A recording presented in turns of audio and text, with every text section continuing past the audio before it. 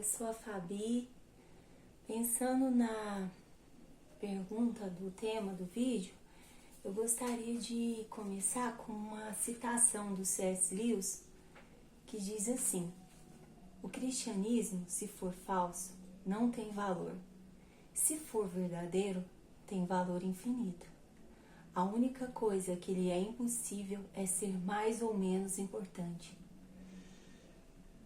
Então, a pergunta do vídeo é: o cristianismo perdeu a sua hegemonia como fator de influência na esfera cultural, social e, consequentemente, econômica, política na civilização ocidental, no mundo todo, né?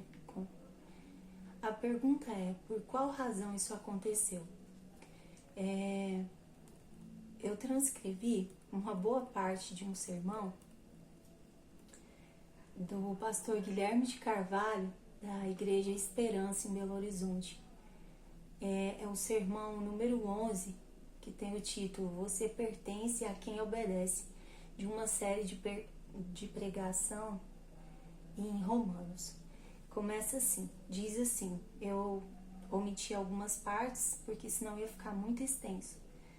Vamos lá. Há duas principais maneiras de se considerar a justiça de Deus no cristianismo. Uma é vista como uma espécie de transformação interior, e essa transformação interior seria resultante da cooperação da justiça infundida por Deus em nós com o nosso esforço. E esse seria o jeito da gente ser justificado. Em outras palavras, a justificação diante de Deus pela fé seria uma mistura da nossa obediência com a capacidade que Deus nos dá de obedecer.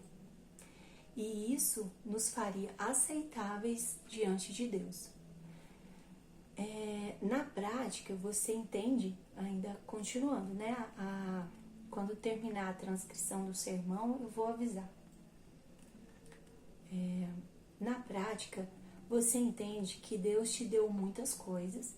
Deus te deu uma graça interior, Deus te deu um carisma, uma justiça interior, mas você tem que obedecer para ser aceito por Deus. A sua justificação não está completa enquanto você não obedecer e não produzir boas obras. E aí a gente volta à estaca zero nessa doutrina. Em vez da justificação ser uma mensagem libertadora, a mensagem de que você foi incondicionalmente aceito por Deus com base na obra de Cristo, ela se torna de novo um chamado à justificação pelas obras, como os judeus ou judaizantes entendiam na época do apóstolo Paulo. Existe uma outra compreensão, essa é a outra compreensão, de que nós somos aceitos por Deus pela graça, mediante a fé, independentemente das obras da lei. E essa aceitação é tão perfeita e tão completa que nada que você fizer como cristão pode melhorar ou piorar o seu status em relação a Deus. A razão de ser assim é muito clara. A nossa justificação significa a imputação da justiça de Cristo a nós. E o que você pode fazer para tornar a justiça de Cristo melhor ou pior do que ela já é? Absolutamente nada. A justiça de Cristo é perfeita diante de Deus. E quando nós não temos a nossa própria justiça, mas a justiça que vem de Deus, nada que a gente puder fazer pode destruir essa relação com Deus.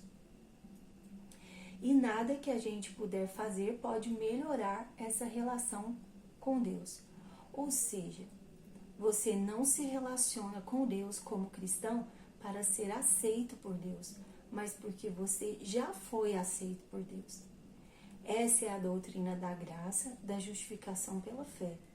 Essa é a justiça de Deus que se manifestou agora por meio de Jesus. E Paulo dá testemunho disso no capítulo 3 de Romanos em diante. No capítulo 3 de Romanos em diante. Mas você pode levar isso para outro extremo. como se a graça de Deus representasse uma autorização para o pecado.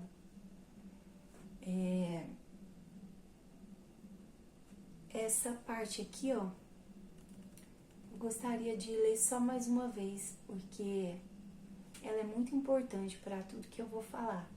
Antes de continuar, eu vou ler de novo. A justiça de Cristo é perfeita diante de Deus. E quando nós não temos a nossa própria justiça, mas a justiça que vem de Deus, nada que a gente puder fazer pode destruir essa relação com Deus. E nada que a gente puder fazer pode melhorar essa relação com Deus. Ou seja, você não se relaciona com Deus como cristão para ser aceito por Deus, mas porque você já foi aceito por Deus. Então, aí ele continua. Mas você pode levar isso para outro extremo, como se a graça de Deus representasse uma autorização para o pecado, como se a liberdade da graça significasse que tanto faz a vida que você tem ou que você leva, depois que você aceitou a Jesus. Então, obviamente não é assim. E esse é o assunto de Romanos 6. Como nós temos visto, que a graça de Deus não é uma validação do pecado. O ponto da graça de Deus é que ela suplanta a lei e suplanta o pecado, não que ela valide essas coisas. O plano de Deus sempre foi esse, que a sua graça fosse glorificada. E daí surgiu esse pensamento: permaneceremos no pecado para que a graça se destaque? E o Paulo diz: de jeito nenhum. A graça significa libertação do pecado, como está escrito: pois o pecado não terá domínio sobre vós, pois não estás debaixo da lei, mas debaixo da graça. Assim, e essa é uma citação de um versículo agora. Assim como o pecado reinou na morte, assim a graça reine pela justiça para a vida eterna, por meio de Jesus Cristo, nosso Senhor. Bom, então aqui nós temos um corretivo muito importante para quem comece a imaginar que a graça signifique uma autorização para o pecado, ou uma legitimação do pecado. Qual é o ponto? É que a graça tem propósito. Na linguagem dos gregos, telos. Isso é muito importante. Nós vivemos em um mundo em que, por uma série de razões, a ideia de que existem propósitos unificadores para a existência desapareceu. Existe uma ordem de finalidades por trás dessa ação salvadora de Deus. A liberdade não significa simplesmente ser liberto da condenação. A liberdade significa ser posto em uma direção que tem uma finalidade. Que a graça reine pela justiça para a vida eterna por meio de Jesus. Qual é a finalidade da graça? Qual é a finalidade da graça? É que a justiça prevaleça e que a vida eterna se realize.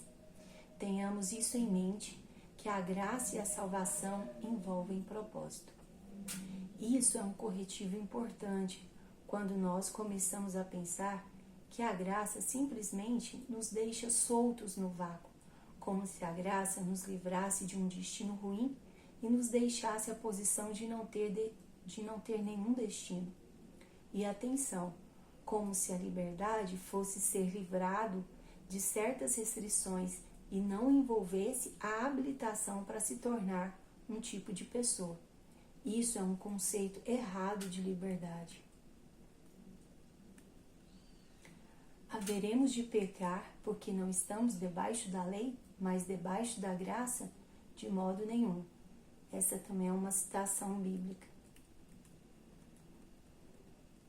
O que motivou essa questão? Que os contemporâneos do apóstolo Paulo fizeram, né? Ou de que, de alguma forma, ele estava abordando essa dúvida que surgiu. Haveremos de pecar porque não estamos debaixo da lei, mas debaixo da graça? E ele responde: de modo nenhum. O que motivou essa questão? a compreensão de que, de fato, e isso é fato, se nós fomos libertados do pecado e da lei, não pesa mais sobre nós nenhuma condenação. Isso é um fato. Na verdade, nada do que nós fizermos pode alterar o nosso status em relação a Deus. Como eu disse, eu transcrevi algumas passagens do sermão, então eu aqui não dá para vocês verem, mas tem a reticências assim entre parênteses para falar que eu pulei uma parte, né?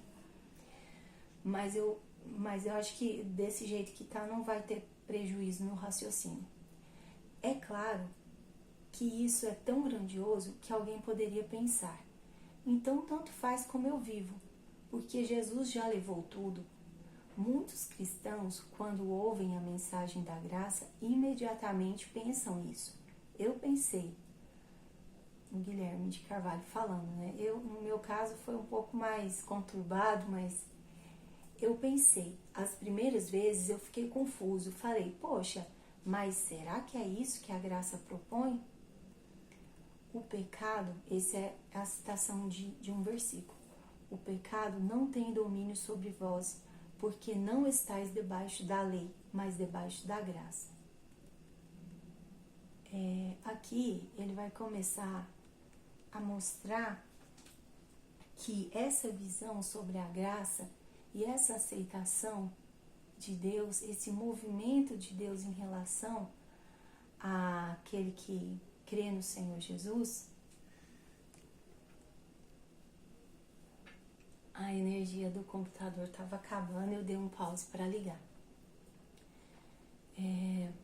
Então, ele vai falar que essa visão da graça de Deus é a única maneira que realmente o ser humano pode combater e lutar contra o pecado. Continuando. Vejam, a lei não habilita. O imperativo da lei não nos arranca do círculo vicioso do pecado. Então, debaixo da lei, a gente está aprisionado sob o domínio do pecado. É a condenação, o medo da condenação e mais pecado. E quanto mais pecado nós praticamos, mais o sentido da condenação e maior o medo da condenação. Esse é o círculo vicioso. O imperativo da lei não tira do pecado. O que tira do pecado? Um movimento de Deus em nossa direção. A graça de Deus é a única coisa que pode nos livrar do pecado.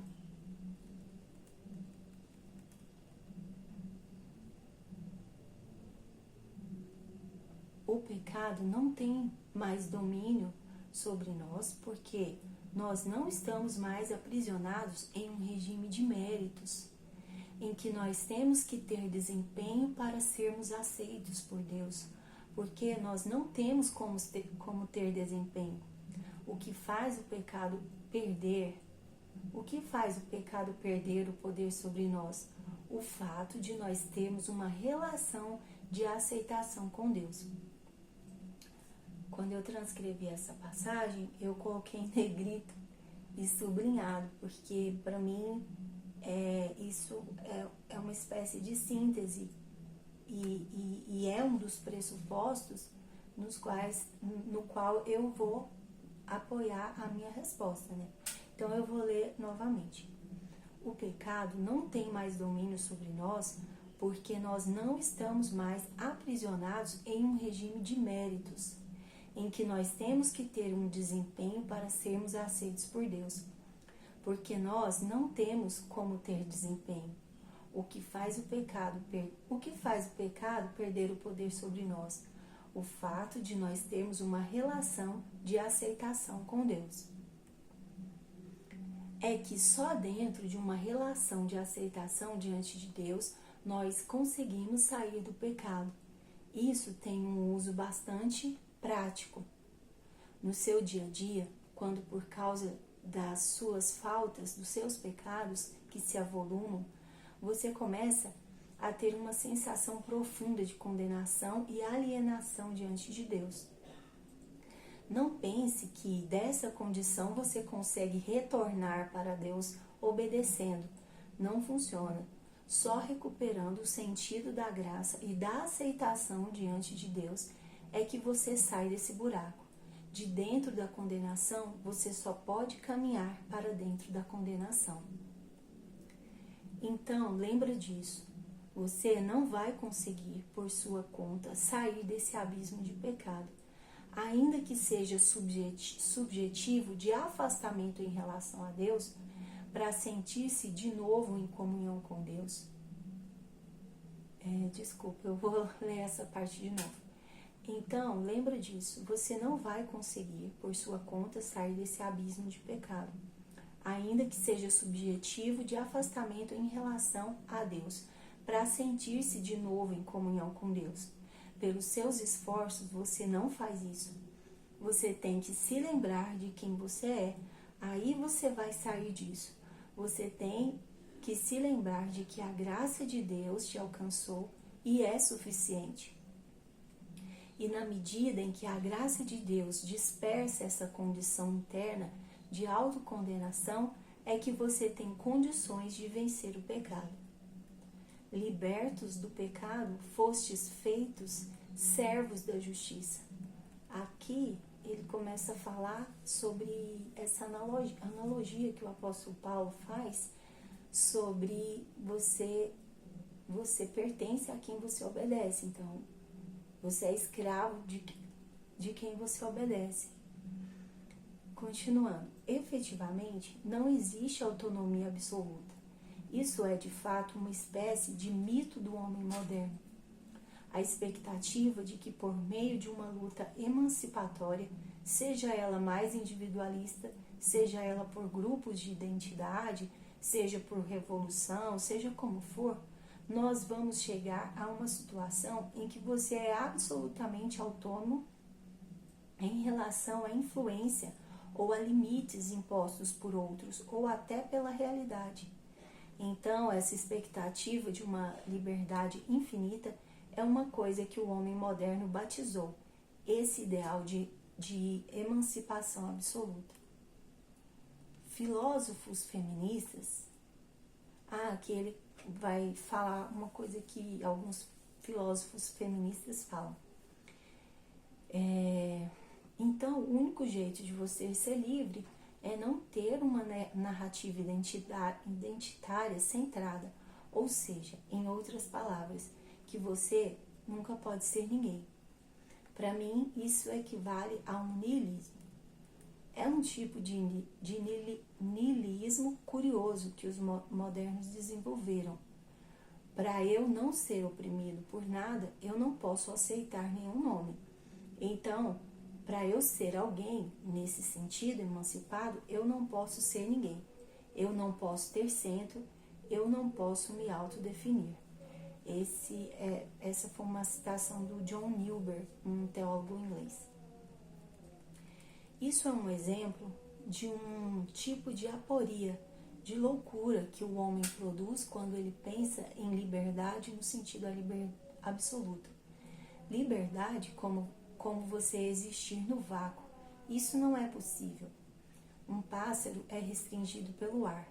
O ar oferece atrito e impede que o pássaro voe à velocidade que ele quiser. Ele tem um limite de velocidade. Um pássaro pós-moderno poderia decidir que esse negócio de ar é muito opressivo. É muito opressivo. Essa imposição de limites, essa naturalização do voo é um absurdo, entendeu? A gente tem que desnaturalizar essas coisas que foram construídas por essa cultura, sei lá, enfim, aerodinâmica. Então, nós vamos quebrar tudo agora. Então, ele faz um esquema para subverter o sistema e o pessoal cria um vácuo, uma câmara de vácuo e vai voar na câmara de vácuo. E não funciona, não é isso? Por que não funciona? Porque o ar que impede que você voe a qualquer velocidade, o atrito do ar, esse ar é justamente o que habilita o voo. As leis da aerodinâmica que te limitam são as leis que habilitam o voo. Não existe uma liberdade no vazio. Usando a analogia do apóstolo Paulo, ele diz: ou você é escravo do pecado ou é escravo da justiça. Não tem outra alternativa. Ele chega a dizer que quando você era escravo do pecado, você era livre da justiça. Interessante ele dizer isso, porque nesse sentido, dependendo do ângulo, a escravidão da justiça pode parecer realmente opressiva. Do ponto de vista de quem é escravo do pecado e está livre da justiça, pode ser um alívio estar livre da justiça. De fato, quem ama o pecado não pode ter prazer na justiça. Então ele vê essa condição como liberdade, mas na verdade é uma escravidão e ela tem um destino. Tem um telos, que é morte, que na verdade não é exatamente um telos, porque ele diz que isso é inútil, não tem fruto. Então, isso é o oposto de nós termos um telos. É um destino que não é um destino, um propósito que não é propósito. A pessoa que está livre em relação à justiça é uma pessoa sem rumo. Ela quer simplesmente viver na expectativa de que seja possível, ignorando completamente normas, princípios, justiças e destinos. Mas Paulo diz: você tem duas opções. Ou você diz não para a lei de Deus e para a vontade de Deus e para a justiça, ou você diz sim. Não é possível suspender a pergunta. Não é possível viver sem dar uma resposta. Ou você entra em contradição com a natureza humana que Deus te deu e que só é descoberta sob a luz da lei, ou você diz sim para ela. São as duas alternativas. Uma vez que o desafio foi posto, não é possível fugir disso. Ou você aceita o ser, que é o que Deus põe para você, ou você mergulha no nada, que é a contradição. E o fim da contradição é a autodestruição. Ou você vive no planeta da justiça, respirando oxigênio, ou você vive no planeta do pecado, respirando metano e pronto. Ou você vai dizer sim para as leis aerodinâmicas, ou você não voa. São as duas alternativas e não tem outra. Essa é, digamos, a física do universo moral. Não tem outra saída. Não é que Deus seja um tirano, embora ele seja soberano. É que ele fez o mundo desse jeito. Isso significa, irmãos, que a gente pode falar num sentido relativo de liberdade, como sendo você ser livre de uma opressão, ser livre de uma restrição. Até certo ponto a gente pode falar isso, mas liberdade no sentido bíblico não é meramente ser livre de alguma coisa, é ser livre para alguma coisa. Essas duas escravidões também poderiam ser lidas como duas liberdades, mas cada uma delas, entre aspas, existe a escravidão do pecado e a escravidão da justiça, ou a liberdade do pecado e a liberdade da justiça. Mas são essas as duas alternativas. E a pergunta de Paulo é a seguinte: para onde você está indo? E já finalizando essa parte da transcrição, o pastor Guilherme de Carvalho ressalta ao longo dessa série que em todas as cartas do apóstolo Paulo, ela tem uma estrutura, uma seguinte estrutura. Ele apresenta um indicativo e depois que ele apresenta esse indicativo, ele apresenta um imperativo, ou seja, aquilo que a gente deve fazer. Continuando aqui, Paulo nunca ordena o que a gente tem que fazer, sem antes afirmar quem nós somos por causa da graça. Agora, uma citação de um versículo de Colossenses, capítulo 3. Já que vocês morreram, então vocês devem mortificar os feitos do corpo ou se despojar da velha natureza. Ou um outro versículo do apóstolo Paulo. Já que vocês ressuscitaram, revistam-se do novo homem. o melhor é assistir a série todinha, desde o primeiro capítulo de Romanos, para entender, ou pelo menos escutar esse sermão na íntegra. Porque aqui, o que ele está falando é sobre essa visão de que o cristão, quando ele se une a Cristo pela fé, ele tem o mesmo destino de Cristo. Assim como Jesus foi crucificado e morreu, a pessoa, o cristão, o crente, ele também morre para o mundo, ele morre para o pecado, para a lei, ele morre para ele mesmo e passa, unido em Cristo, passa a viver para Cristo, para a vontade dele, para a glória dele. Mas, tá, vamos continuar. Porque Paulo sempre começa com o indicativo e depois vem com o imperativo? Primeiro ele diz quem nós somos por causa da graça, para depois dizer o que nós devemos fazer.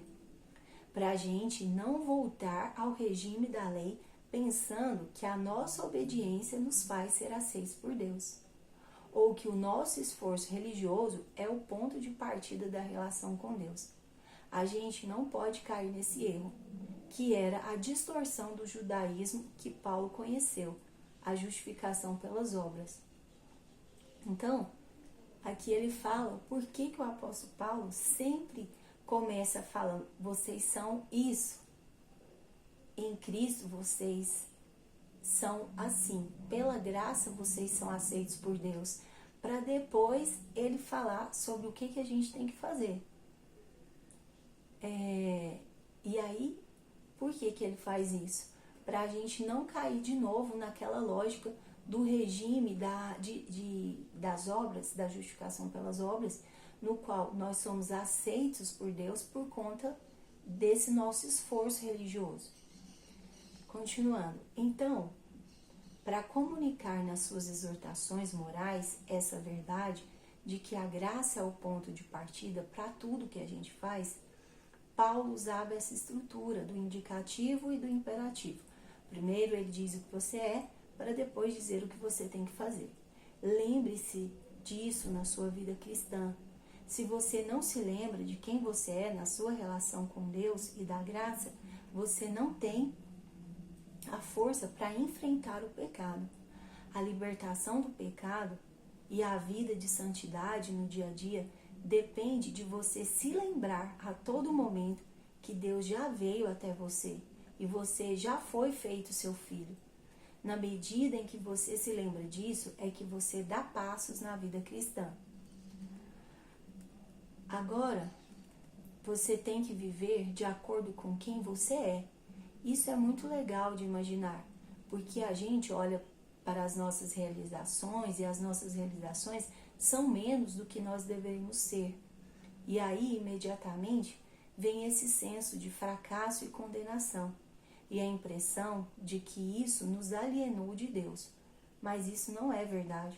Nós somos, na verdade, mais do que nós vivemos agora, porque o que nós somos não se baseia no que nós fazemos, mas no que Deus fez por nós. Então, não é para você pensar que você é menos só porque você falhou. Só quando você descobrir tudo o que você é em Deus é que você vai ter condições de ser mais do que você vive agora. E é muito mais fácil nesses momentos você voltar para a lógica das obras, da autonomia, das obras da lei, da autoconfiança e se afastar da graça. Então, agora sim, finalizando essa parte da transcrição do sermão, porque ele ainda vai falar muito mais sobre essa nossa obediência que é feita pelo amor. E o Novo Testamento frisa isso, que a fé é uma fé que atua pelo amor, é uma obediência que atua pelo amor, não por constrangimento de culpa, mas um constrangimento do amor de Deus. Se Deus me amou de tal maneira, né, de se sacrificar, de morrer, de sofrer o meu castigo no meu lugar, Então esse amor nos constrange, é uma fé que atua pelo amor. É uma santificação muito mais poderosa, porque ela não está ligada àquela lógica assim do seu esforço, nem mesmo da sua intenção, ou sabe, numa média assim, mas todo mundo faz isso, eu estou um pouquinho acima da média. Não, é uma lógica interna, muito mais profunda.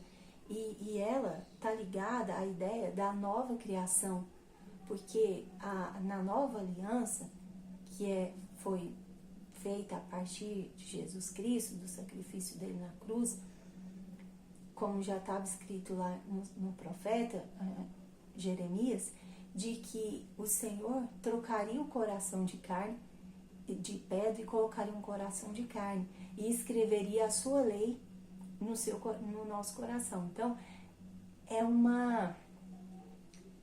é gerado no cristão o desejo de obedecer a Deus por amor. Ainda tem mais um pedaço da transcrição aqui. Entendam isso. O que é um homem livre? Um homem livre é um homem que chega à vida eterna. Um homem livre é um homem que é capaz de incorporar os princípios da imortalidade. É um homem que é capaz de transcender o temporal e se conectar com aquilo que é eterno, e tratar o que é eterno como absoluto, como superior, como seu destino. O objetivo é esse, é a imortalidade. Mas para chegar à imortalidade, é preciso ter a justiça. E por isso a graça vem, para que você tenha a justiça e chegue consequentemente à imortalidade. Por isso não faz sentido nenhum uma pessoa receber a graça e perguntar: então agora eu posso pecar? Isso não faz sentido nenhum. O objetivo da graça e do perdão de pecados, da justificação, é que nós tenhamos a alma livre para nos desconectar das coisas temporais e do pecado, e para a gente apostar tudo nas coisas imortais e na vida eterna. Uma citação bíblica: porque o salário do pecado é a morte, mas o dom gratuito de Deus é a vida eterna. E essa vida eterna, ela não é só a ser livre da condenação, mas é uma vida eterna como um destino. Sabemos, contudo, que o homem... agora essa parte, então finalizou a transcrição do sermão. Eu vou ler agora só uma passagem do apóstolo Paulo. No final vai falar qual que é a citação. Abre aspas para o apóstolo Paulo, diz assim: sabemos, contudo, que o homem não é justificado pelas obras da lei, mas pela fé em Jesus Cristo. Nós também temos crido em Cristo Jesus para sermos justificados pela fé em Cristo e não pelas obras da lei, pois ninguém será justificado pelas obras da lei. Mas se, procurando ser justificados em Cristo, nós mesmos também fomos encontrados pecadores, seria por acaso Cristo o ministro do pecado? De modo nenhum. Essa parte aqui, ele quer dizer assim, se a gente foi justificado por Cristo, mas aí a gente mesmo continua no pecado assim como antes, então Cristo nos libertou para a gente ficar no pecado? Aí ele fala: de modo nenhum. Ora, se reconstruo aquilo que destruí, demonstro que sou transgressor. Pois, pela lei, eu morri para a lei, a fim de viver para Deus. Já estou crucificado com Cristo. Portanto, não sou mais eu quem vive, mas Cristo é quem vive em mim. E essa vida que vivo agora no corpo, vivo pela fé no Filho de Deus, que me amou e se entregou por mim. Assim, não cancelo a graça de Deus, pois se a justiça vem por meio da lei, então Cristo morreu inutilmente. Gálatas 2:16 ao 21. Essa é a referência. Então, antes de abordar diretamente a pergunta tema do vídeo, gostaria de apresentar um segundo pressuposto para a minha resposta. Esse foi o primeiro, da justificação pela graça de Deus. O segundo pressuposto, eu vou me basear num documentário do Francis Schaeffer, que começa assim, o título é Como Viveremos, ele está disponível no YouTube, e ele começa assim: há um fluxo na história e na cultura. Este fluxo está enraizado no que as pessoas pensam, e o que elas pensam determinará como elas agem.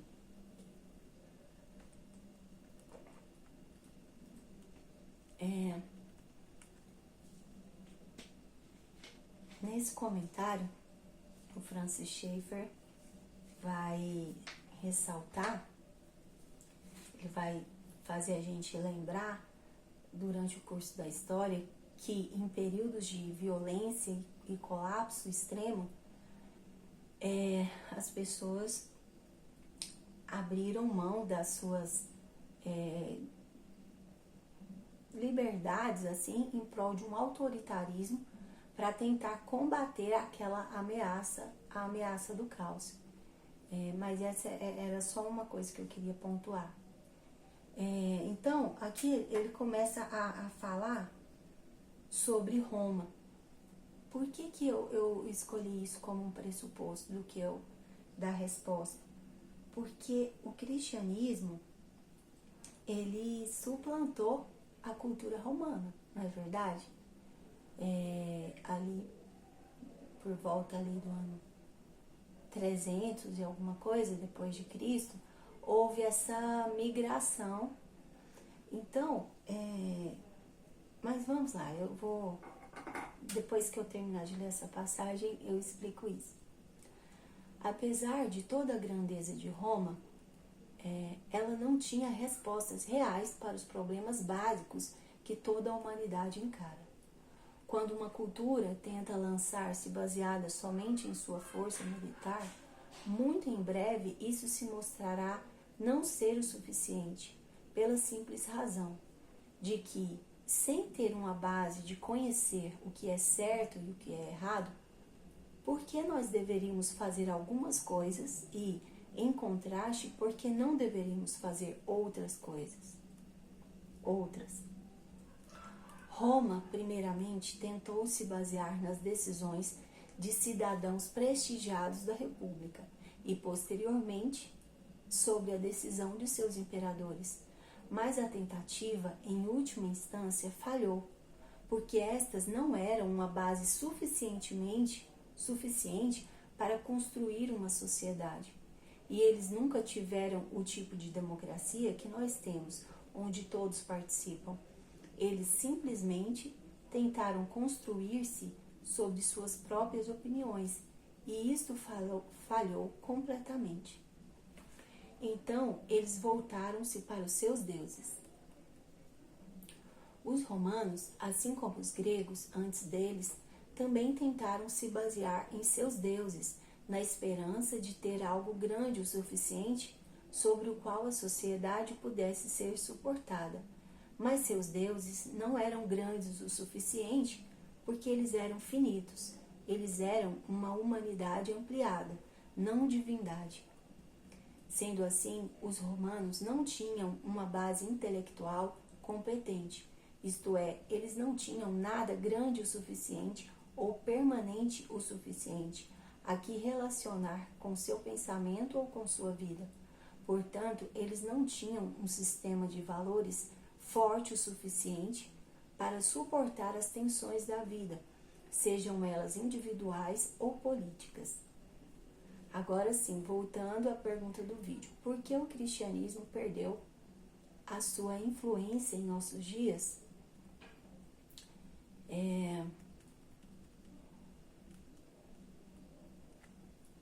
Então, basicamente, juntando esses dois pressupostos, a salvação, a justificação pela graça de Deus e esse pressuposto de que uma cultura, um pensamento mais forte suplanta um outro, então quer dizer que a modernidade, o pós-modernismo, suplantou o cristianismo? Seria esse o caso de nós estarmos numa considerada era cristã?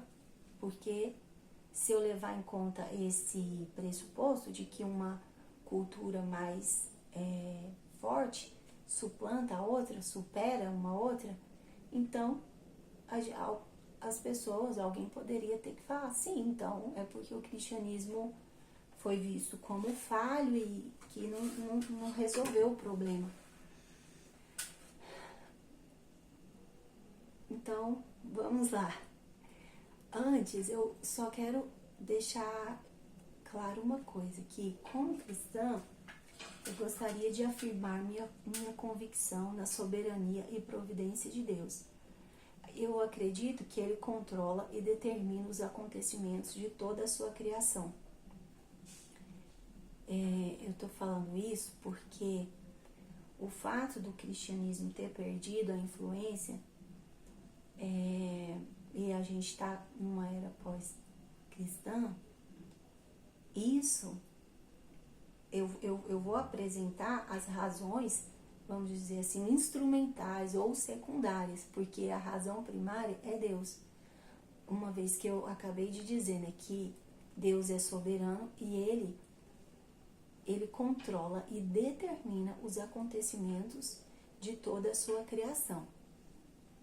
Eu não falei isso aqui, não vou falar, porque é como se eu tivesse que abrir um hiperlink aqui para esse livro do Arthur W. Pink, que se chama Os Atributos de Deus, e mais especificamente para falar sobre esse controle que Deus tem sobre cada evento da sua criação, está no capítulo que ele fala sobre o decreto de Deus. Então, para quem estiver interessado, pode ir lá. Eu não vou falar sobre isso porque eu já falei muito dos outros pressupostos lá. Então, a razão que eu vou apresentar para o cristianismo ter perdido a sua influência é uma razão secundária, é a parte que está ligada às ações da humanidade, mais especificamente dos cristãos, na face da terra. É uma causa instrumental ou secundária. A causa primária de ser assim é a própria determinação do decreto de Deus, ou dos decretos de Deus. Na verdade, é só um decreto, mas como a gente não consegue visualizar, a gente só consegue entender de formas sucessivas, a gente pensa em vários decretos, mas na verdade é um decreto só. Para quem entrar lá e ver tem o audiobook dos atributos de Deus, do Pink, no YouTube.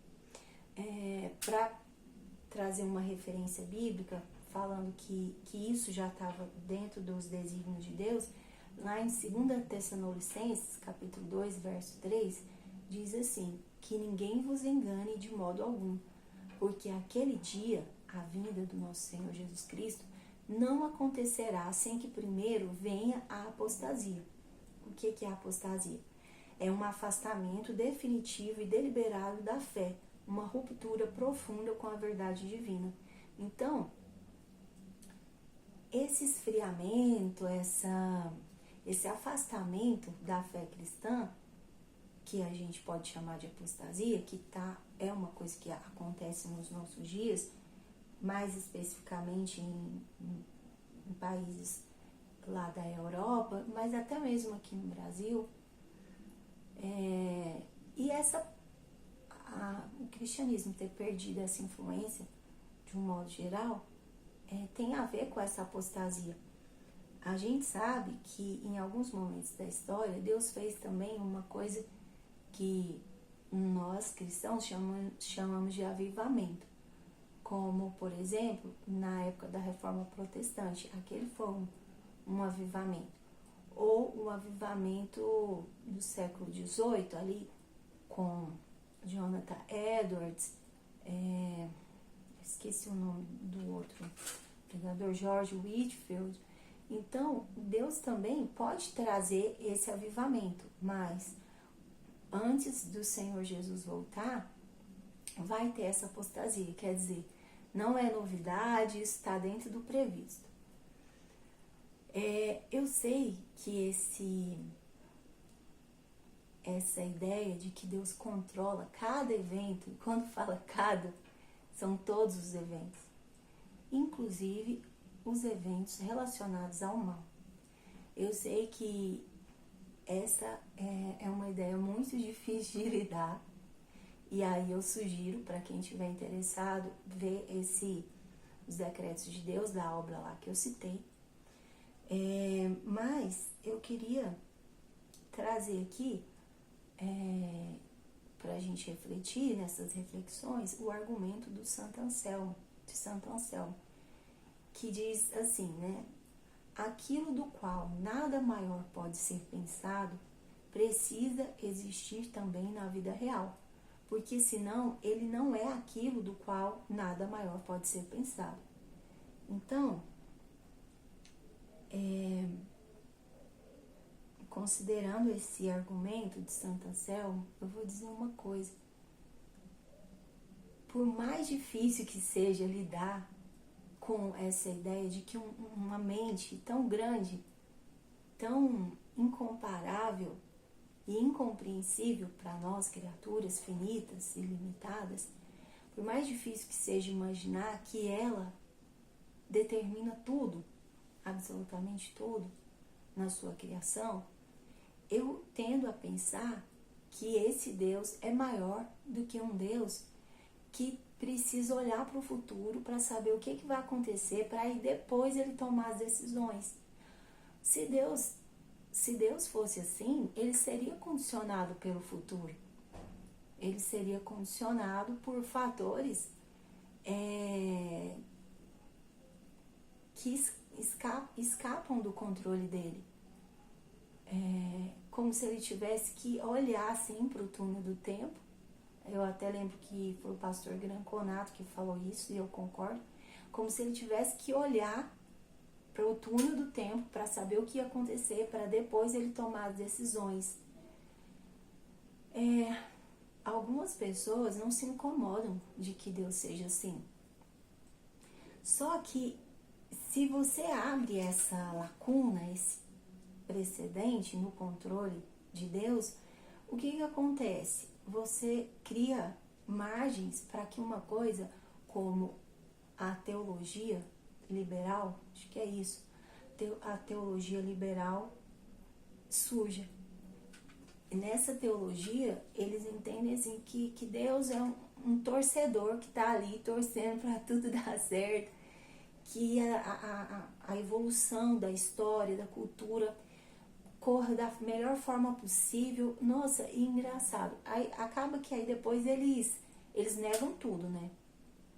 Eles negam que Jesus é Deus, porque aí só fica a parte, no máximo a parte mais assim, talvez ética, construída historicamente do cristianismo. Mas não tem como, se você abre uma coisinha, um pedacinho de que Deus não tem esse controle, então você tem que entender que as outras coisas também vão ficar fora do controle de Deus. Isso é uma questão de lógica. Eu não acredito assim. Eu prefiro lidar com a ideia de que há um ser que está além da minha compreensão e que ele é infinitamente justo, infinitamente sábio e determinou todas as coisas. Por mais absurdo que isso possa parecer, acontece que Deus, ele humilha a sabedoria humana, porque o ser humano, com a sabedoria que ele tem, o orgulho fica ali. Então, basta para mim pensar que um ser capaz de criar um universo do tamanho desse, que a gente tem só uma noção, consegue talvez imaginar, né? E que ele é absolutamente justo, e se o controle está nas mãos dele, por mim, tudo bem. Deixa eu tentar me ater mais ao esboço, eu coloquei assim: talvez seja útil lembrar aqui que um ser eterno e autoexistente não é sujeito à relação causa e efeito. A eternidade não é uma extensão infinita de tempo. O tempo não passa na eternidade. Ela é a ausência de tempo. Ela é um ponto, um presente eterno. Então, é interessante, né? Porque um dos nomes de Jesus Cristo, de acordo com a Bíblia, é que Ele é o Pai da eternidade. Na eternidade, não faz sentido você pensar em causa e efeito, porque a eternidade, ela está fora do tempo e ela abrange o tempo. E quem criou o tempo foi Deus. E então é uma coisa assim muito acima mesmo da nossa compreensão. Eu peguei só um pedacinho daquele livro que eu falei, que tem audiolivro no YouTube, do A.W. Pink, que diz assim, ó: os decretos de Deus referem-se a todas as coisas futuras, sem exceção. Tudo o que é feito no tempo foi predeterminado antes do início do tempo. O propósito de Deus estava relacionado com tudo, seja grande ou pequeno, seja bom ou mal. Embora, com referência a esse último, devamos ter o cuidado ao afirmar que, embora Deus seja o ordenador e controlador do pecado, Ele não é o autor dele. O pecado não poderia proceder de um Deus santo por criação positiva e direta, mas apenas por permissão decretiva e ação negativa. O decreto de Deus é tão abrangente quanto seu governo, estendendo-se a todas as criaturas e a todos os eventos. Eu acho isso aqui um ponto muito delicado, mas eu fico pensando, algumas pessoas não se importam de que haja um Deus capaz de criar as galáxias, criar, sabe, a dimensão quântica, criar um ser racional e que tem essa linguagem simbólica como seres humanos, mas são pessoas que acham que têm condições de colocar esse Deus numa espécie de cadeira do réu, assim, de réu, e julgar esse Deus, de falar, não, peraí, eu não entendi, essa parte você não me explicou direito, como se Deus tivesse que dar satisfação pra gente. Não seria suficiente saber que Deus é amor, que Deus é justiça? Olha, até pensando lá na prova de Santo Anselmo, um ser, um Deus, capaz de enviar seu filho, ou, né, em outras palavras, de se sacrificar em favor de suas criaturas pecadoras, injustas, de sofrer o castigo no lugar dessa criatura, eu não consigo conceber um Deus maior do que esse. Eu acho que é impossível ser concebida a ideia de um Deus maior que esse. E esse é o Evangelho, de que Deus se fez carne e habitou entre nós. E aí, ele fala que para você ser unido a Ele, para você se beneficiar desse sacrifício, para esse sacrifício valer para você, você só precisa crer nele. Ou seja, você não precisa, assim, sabe, sei lá, se machucar, viajar longe, fazer uma penitência, fazer... Não, ele falou para você crer. E aí, alguém pergunta, mas se foi ele que determinou quem ia crer, quem não ia crer, o que adianta? Aí, olha que interessante. Antes de dar essa resposta, antes de falar especificamente sobre isso, para não perder muito aí o fio da meada, é o seguinte: se nós perguntarmos a um filósofo sobre a fé, ele dirá que a fé ela tem a ver com a mensagem que foi revelada por um ser, né? E que essa mensagem revelada contém uma norma, um conjunto de regras de conduta. Eu escutei esses dias a filósofa Maria Helena Chauí, acho que é assim que fala o nome dela, não tenho certeza, falando isso, que a fé diz respeito a essa, pressupõe a uma mensagem que foi revelada, e essa mensagem contém uma série de regras e de regras de condutas que a pessoa deve observar para ser unida a esse ser que se revelou.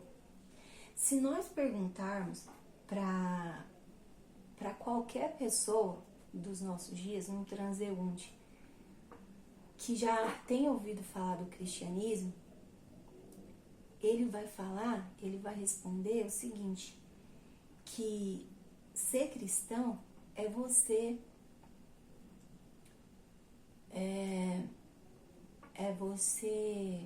ir para a igreja, é você não roubar, não mentir, não adulterar, ou seja, é você fazer algumas coisas procurando se endireitar, se aperfeiçoar moralmente, para você receber o favor de Deus.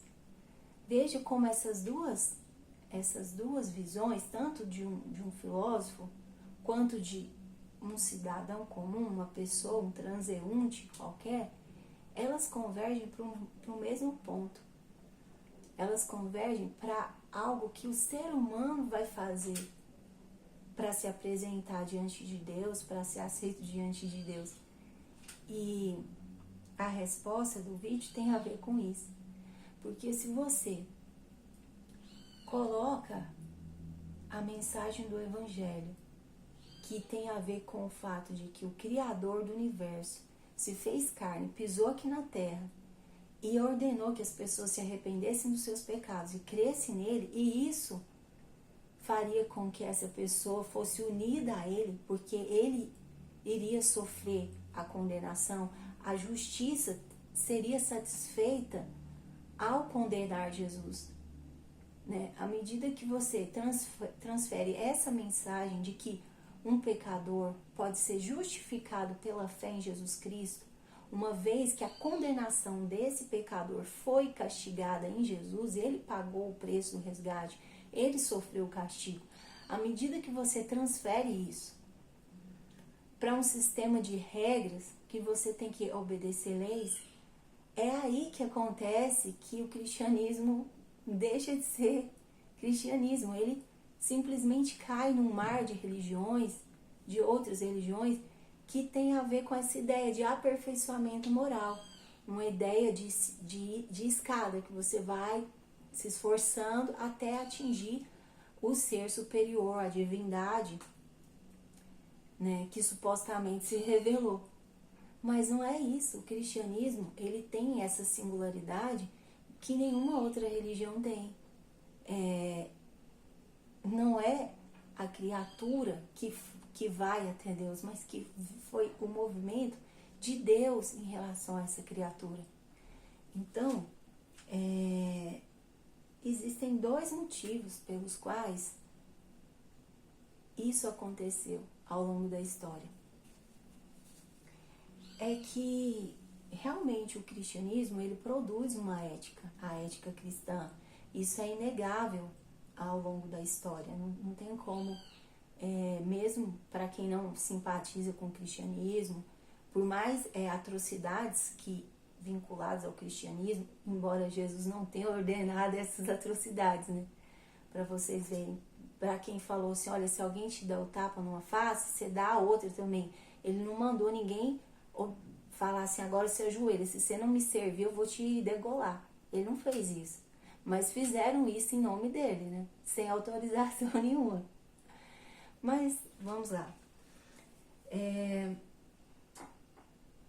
Então, esse cristianismo que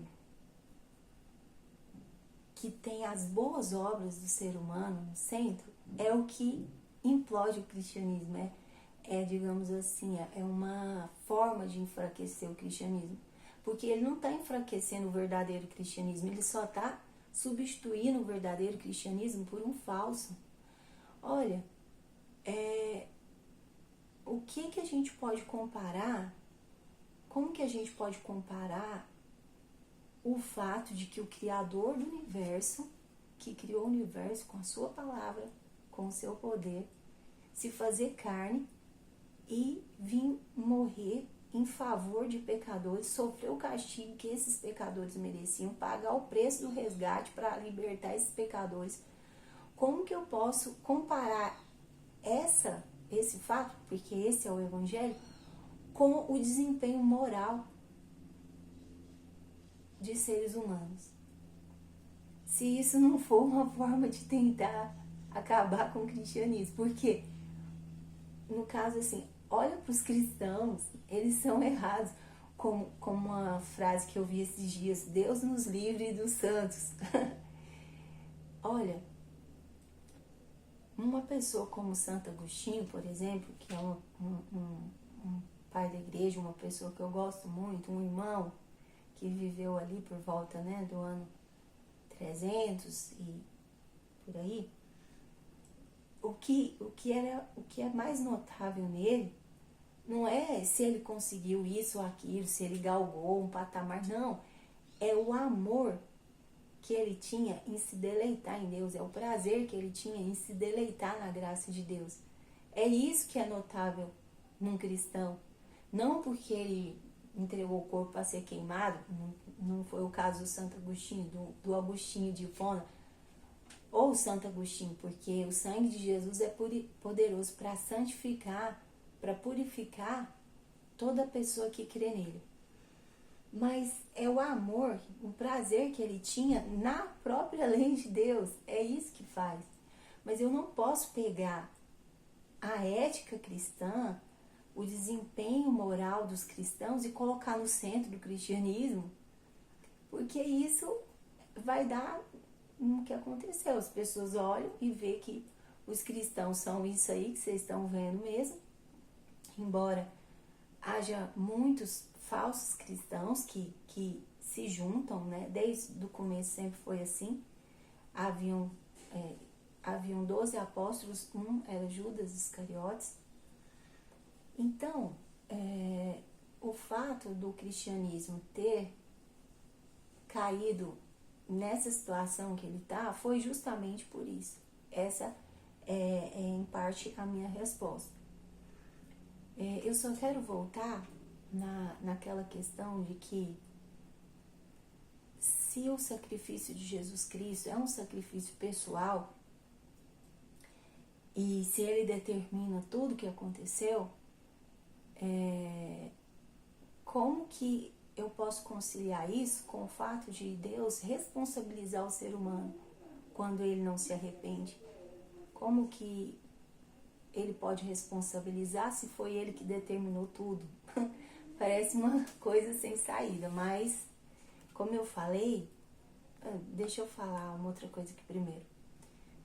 Tem uma passagem lá do Novo Testamento que aconteceu o seguinte: Jesus, ele ficava sempre ali na Judéia, naquele país ali, né, de Israel, mas aconteceu dele sair um pouco, ele estava num país vizinho, pregando, e veio uma mulher, na Bíblia fala sírio-fenícia, ela junto com a multidão, ela gritava pedindo, Senhor, falava, né, clamando por Jesus e falando, tem misericórdia de mim, me ajuda, né, procurando assim, clamando a ele. E os discípulos, né, provavelmente sabendo, porque ela não era israelita, não estava assim muito importando com ela, deixou ela ficar gritando, pedindo, clamando a ajuda de Deus. E aí Jesus ordenou que eles aproximassem a mulher dela. E aí ela pediu a Jesus, falou, Senhor, a minha filha está acometida por um demônio, e pediu para ele ajudar, né? E a resposta do Senhor Jesus foi a seguinte: eu não fui enviado senão as ovelhas perdidas da casa de Israel. Olha o que ele falou para ela. Ele falou que ele não tinha sido enviado senão para as ovelhas perdidas da casa de Israel. Ela sabia que ela não era da descendência dos israelitas ali, dos judeus. Ela sabia que ela era de um outro povo. Mas o que ela... E aí ele também falou assim, olha, não é bom pegar o pão dos filhos e jogá-lo aos cachorrinhos. E sabe o que ela respondeu? Ela respondeu, Senhor, mas os cachorrinhos também comem da migalha que cai da mesa do seu Senhor. Ela falou isso. E Jesus falou assim, mulher, nem em Israel eu encontrei uma fé como essa. Vai, a tua fé te salvou. Ele falou assim, olha, muitas pessoas falam sobre essa passagem, tem muita coisa que daria para falar sobre isso, eu não vou tentar falar, mas essa mulher, mesmo sabendo que não estava ali, Jesus praticamente falou assim, olha, você não é do meu povo escolhido. Mas ela clamou assim mesmo, ela confiou nele. E essa fé foi o que fez ela ser exatamente a pessoa pela qual Jesus estava ali. A tua fé te salvou. Tem uma passagem que o pastor Granconato, da Igreja Batista Redenção lá de São Paulo, num vídeo, num short, diz assim, como saber se sou um eleito? Olha o que ele diz. Vá hoje para o seu quarto, antes de dormir, entre no seu quarto e faça o seguinte, diga assim ao Senhor, Senhor, eu conheço o seu evangelho, conheço a sua obra salvífica, eu já ouvi falar disso tudo e hoje eu quero suplicar, eu quero invocar o seu nome como meu Salvador. Eu quero pedir que o Senhor perdoe os meus pecados e eu quero depositar no Senhor somente a minha fé para a salvação da minha alma. Eu te invoco agora, como Paulo fala, aquele que invocar o nome do Senhor será salvo. Eu creio em Cristo. Eu invoco o seu nome agora. Salva-me. Perdoa os meus pecados. Dá-me uma herança celeste junto com o seu povo. Eu invoco o seu nome. Eu peço. Eu creio no Salvador. Tente fazer isso. Se você conseguir, você é um eleito. Tente. Foi isso que o pastor Granconato falou. Sim, é Deus quem escolhe quem ele salva. Mas experimenta pedir. Experimenta pedir. Algumas pessoas, esse é o ensino mais odiado de todos. Olha, essa resposta que eu estou dando para essa pergunta, tema do vídeo, tem a ver com isso. É que o Deus do cristianismo é assim, ele é grande, ele é insondável, ele é incompreensível. Algumas coisas ele não revelou. O fato de que ele determinou todas as coisas e mesmo assim o ser humano é responsável, existe um elo aí que não foi revelado. Mas, veja bem, se ele determinou que é pela fé, e se ele falou, todo aquele que invocar o nome do Senhor será salvo. Se você pedir, ele te salva. Mas aí o que algumas pessoas falam, não, mas se é ele que escolheu, então, só que se eu pedir, ele vai me salvar, mas eu não quero que ele me salve, eu não quero servir a ele, eu não quero me submeter à lei dele, eu não quero. Mas eu também acho ruim porque ele não me salvou, porque ele não... Tipo assim, eu não quero ser salvo, mas eu acho ruim porque ele não me salvou. É uma coisa absurda, sabe? Então, o sacrifício de Jesus Cristo na cruz, ele é um sacrifício substitutivo.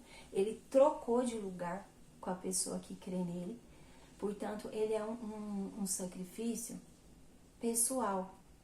Ele não é assim genérico para qualquer. Ele não é. O sacrifício de Jesus não é a abertura de uma possibilidade para os seres humanos de uma forma assim generalizada. Quem Deus se propõe salvar, ele vai ser salvo. Eu sei que isso é uma coisa que muitas pessoas odeiam. Agora, o fato de que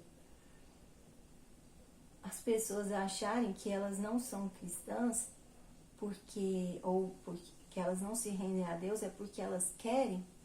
Na verdade, foi porque Deus realmente entregou essas pessoas a elas mesmas, né? No caso de todo cristão, ele foi atraído, ele foi atraído por Deus. Não é um mérito dessa pessoa. O problema é que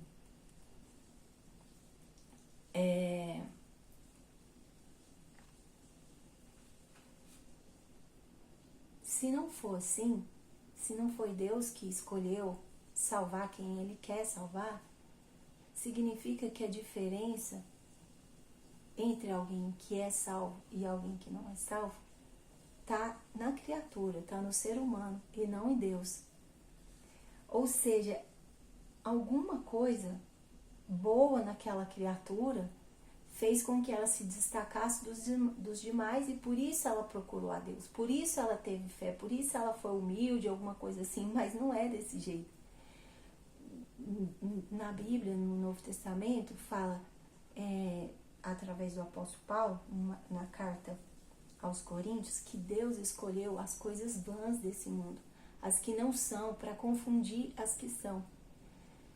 Quando você vai numa feira, ao supermercado, alguma coisa assim, e vai escolher alguma coisa, você procura escolher o que for melhor, se você tiver essa opção, não é? No caso, Deus, Ele escolhe, ninguém sabe o que faz Deus escolher uma pessoa e não outra. Ele não revelou isso.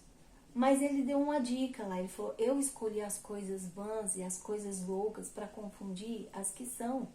Se Ele vai escolher, se a gente pudesse tentar arriscar algum critério, Ele escolhe o que há de pior. Não assim, Ele fez uma coisa boa, então vem. Não, Ele escolhe o que há de pior, porque o objetivo da salvação do homem, antes de ser salvar o homem, é a glória da graça de Deus. Então, Deus escolhe o que há de pior.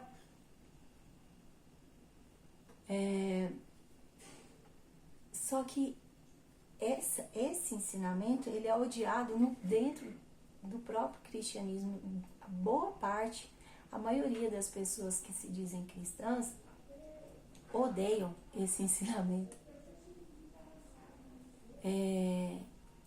E para mim, esse ensinamento é o ensinamento de um Deus realmente grande, é o ensinamento do Deus das Escrituras. E essas pessoas, por não entenderem algumas coisas, elas querem por tudo entender.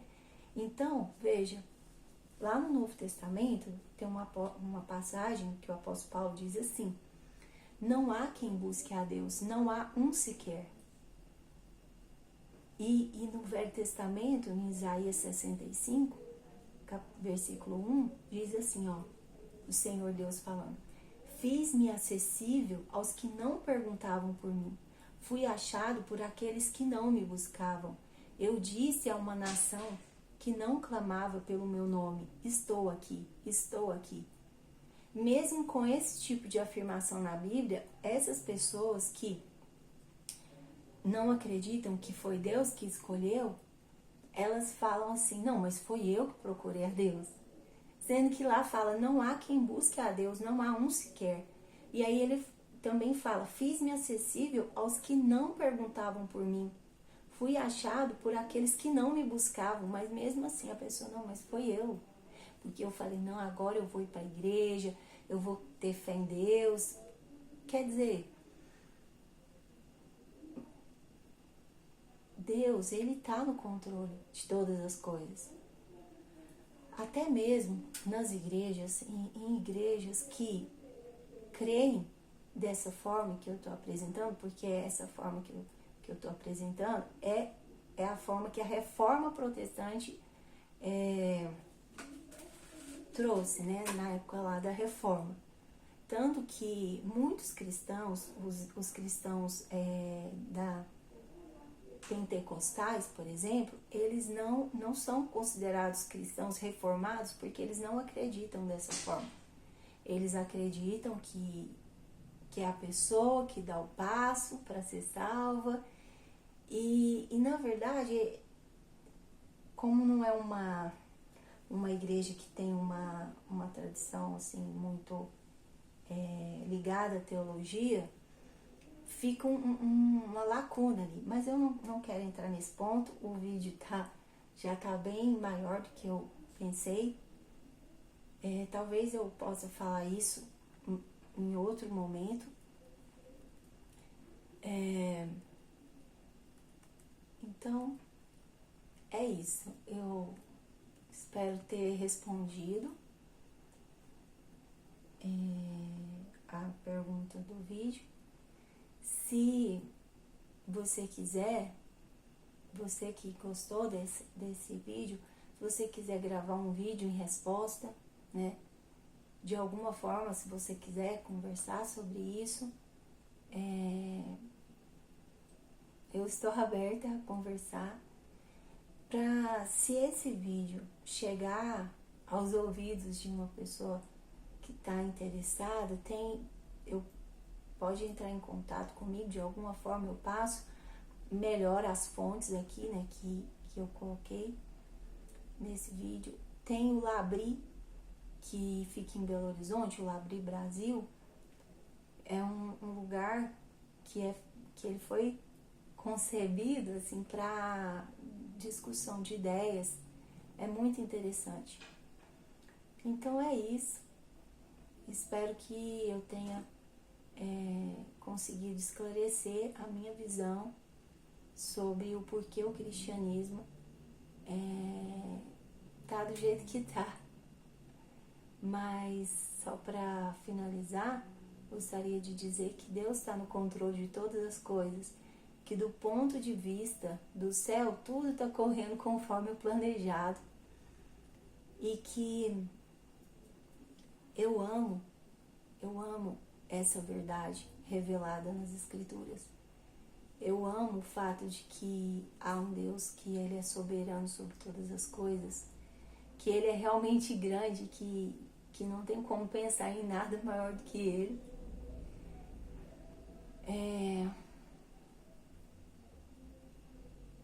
E Ele reivindicou para si de que Ele é a verdade absoluta. Tem uma frase que, para mim, eu gosto dessa frase, que diz assim, que se o relativismo for verdade, a Bíblia é necessariamente a única mentira que existe. Então, eu creio na verdade de Deus, independentemente do que houver do outro lado, porque alguma coisa existe do outro lado, não é verdade? Os discursos que nós temos, por exemplo, o discurso do materialismo é de que não existe nada, não existe metafísica, então a gente morreu, virou matéria e acabou.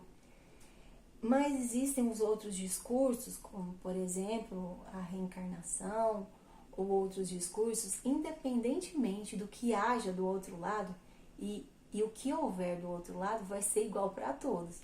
Eu não acho que vai ser assim, você era panteísta lá na Terra, vem aqui para essa sessão panteísta aqui da realidade do outro lado. Você é materialista, então tá, você vai ser desligado, acabou, você não tem eu mais. Não, você era reencarnacionista, espera aí, entra ali naquela sessão que você vai esperar a hora de você reencarnar. Se o que houver do outro lado vai ser igual para todo mundo. E independentemente do que haja do outro lado, eu tô feliz nessa verdade que tá aqui nessas palavras, que tem a ver com esse Deus soberano sobre todas as coisas, eu tô tranquila. Seja o que for o resultado de lá, eu vou continuar acreditando assim, porque realmente algo que só Deus poderia fazer na vida de um ser humano foi feito no meu coração. E se eu chegasse lá e tivesse uma outra coisa, hipoteticamente falando, né? Se eu chegasse lá e tivesse uma outra coisa, eu fiquei decepcionada. Porque o que eu queria mesmo era aquela ideia de Jesus, que Deus soberano, que criou os céus e a terra, se fez homem e tal. Eu queria era aquilo, mas já que é outra coisa, paciência, vamos ver o que a gente pode fazer. Agora, você, seja qual for o discurso que você tiver, você está preparado para chegar lá do outro lado e descobrir que o Criador dos céus e da terra era capaz de vir, morrer numa cruz aqui e tudo para pagar pelos seus pecados, e tudo que você precisava fazer era crer nele, acreditar nele, e você não acreditou? Você está preparado para falar, não, beleza, tudo bem, se tiver, né? Mas é isso.